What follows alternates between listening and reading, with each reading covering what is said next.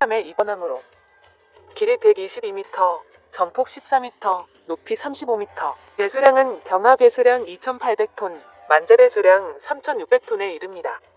또한 저속 추진 시에는 디젤 일렉트릭 방식에 의한 전기 추진을 사용하고 고속 추진 시에는 가스터빈을 사용하는 하이브리드형 추진 체계를 갖췄으며 엔진 소음이 크게 감소했습니다.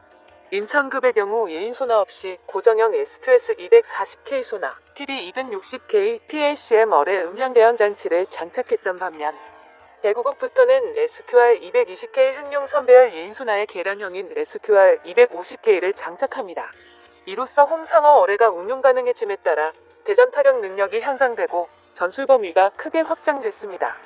가스터빈 엔진으로는 롤스로이스사의 MT30 엔진이 채택되었는데 이 엔진은 미국의 주말트급 구축함과 영국의 퀸 엘리자베스급 항공모함에 채택된 신형 엔진이기도 합니다. 경남함의 무장체계를 보면 함포체계는 마크 45, 근접방어 무기체계는 레이시온사의 펠럼스로 인천급 호위함과 같지만 대구급은 인천급과는 달리 16셀의 한국형 수직발사기 KVLS를 탑재함으로써 리미르6 램을 해군 함대공 미사일로 대체하고 확장성을 확보할 수 있게 됐습니다. 터렛 방식의 리미르6이 탑재 위치에 따라 표적에 대응할 수 없는 사각이 나오는 반면 수직발사 방식은 어느 방향이나 대응이 가능하다는 장점이 있으며 수직발사 방식은 최소 사거리가 500m 정도 길어지는 대신 유소 사거리가 램보다 2배 가까이 증가해 전체 교전구역이 대폭 확대됩니다. KVLS에는 해군 함대공 미사일, 홍상어 대잠 미사일, 해룡 전술 함대지 미사일을 탑재함으로써 국산 미사일 체계의 응용 능력이 극대화됩니다. 해상작전 헬기는 슈퍼린스 또는 와일드캣 한기가 경납고에 탑재 가능합니다. 대구급 호위함은 이미 해외에도 수출된 바 있는데요. 태국 역사상 최대 규모의 국방계약이다. 태국 해군의 최고 전력인 푸미폰 아둔야리급 호위함이 대구급을 기반으로 건조되었으며 필리핀으로부터 두 척 수주된 호세리자람은 인천급과 대구급의 설계를 기반으로 건조되었습니다. 올해 경남함의 취역 소식에 중국 언론에서도 이를 보도했는데요. 자국의 호위함과 비교하며 상당한 화력을 갖추고 있다고 평가하고 있습니다. 자세한 기사 내용 번역해드리겠습니다. 한국 해군에 최신의 호위함이 취역했다. 수직발사기 한 셀당 4개의 함대공 미사일을 탑재한다. 이는 공무사형 호위함에도 없는 무장이다. 연말에 새로운 군함이나 전투기를 취역시키는 것은 우리만의 특례가 아니다. 2020년이 지날 무렵 한국 해군의 새로운 대구급 호위함 한 척이 취역했다. 이 호위함은 전체적으로 중국의 장카이급과 상당히 비슷하며 한국이 자체 개발한 단거리 함대공 미사일도 보유하고 있어 화력의 밀도가 상당하다.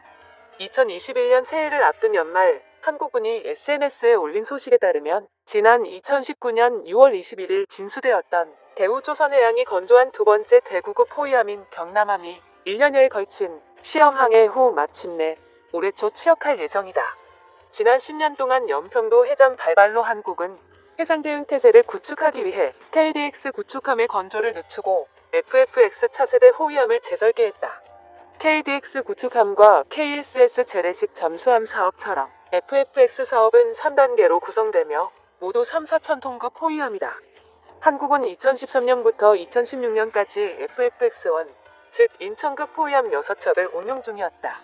인천급 호위함은 배수량 3,200톤, 추진 전동기와 가스터빈 엔진을 결합한 하이브리드 추진 체계를 채택했으며 해성 대함 미사일 8발과 127mm 함포를 탑재했지만 방공무기는 미국산 램 단거리 함대공 미사일 21장 발사대 한 대뿐이었다. 톤수와 동력은 장다오급보다 훨씬 낮다고 말해야겠지만 방공 및 대잠 능력은 장카이급만큼 좋지 않다고 볼 수 있다. 한국의 대구급 호위함은 중국의 장카이급 호위함에 해당한다. 대구급 호위함의 일본함인 대구함은 2016년 6월 진수되었고 2018년 3월 취역했다.